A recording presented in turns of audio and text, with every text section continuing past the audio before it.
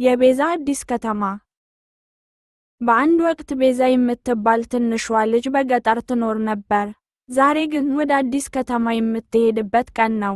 ቤዛ የምትወደውን አሻንጉሊት በሳጥን ውስጥ በጥንቃቄ አኖረች። አባቷ ተስፋ ወደ ክፍሏ መጣ። ቤዛዬ፣ ተዘጋጀሽ?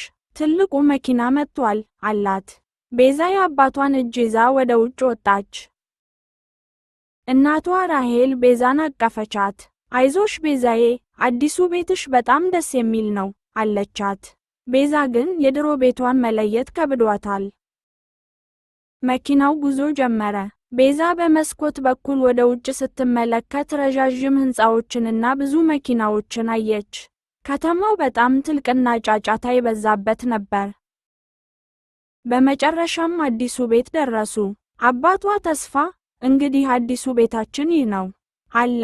ቤዛ ረጅሙን ሕንፃ ቀና ብላ ተመለከተች። ቤዛ ወደ አዲሱ ክፍሏ ገባች።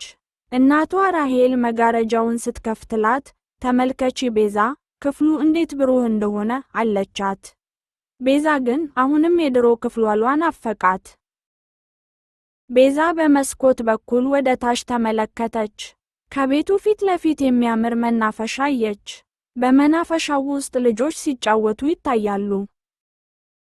አባቷ ተስፋ፣ ናይ ቤዛዬ፣ ወደ ውጭ ወጥተን እናፈስ አላት። ቤዛም የአባቷን እጅ ይዛ ወደ መናፈሻው ሄደች። በመናፈሻው ውስጥ አንዲት ትንሽ ልጅ ኳስ ስትጫወት አየች።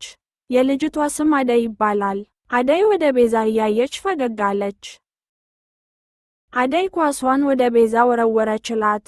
አብረን እንጫወት አለቻት። ቤዛም ኳሷን ይዛ በደስታ መሳቅ ጀመረች።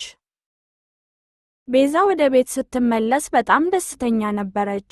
ለእናቷ ራሄል ስለ አዲሷ ጓደኛዋ አደይ በደስታ ነገረቻት። ከተማው በጣም ደስ ይላል አለች። አሁን ቤዛ አዲሱን ቤቷን ወደደችው።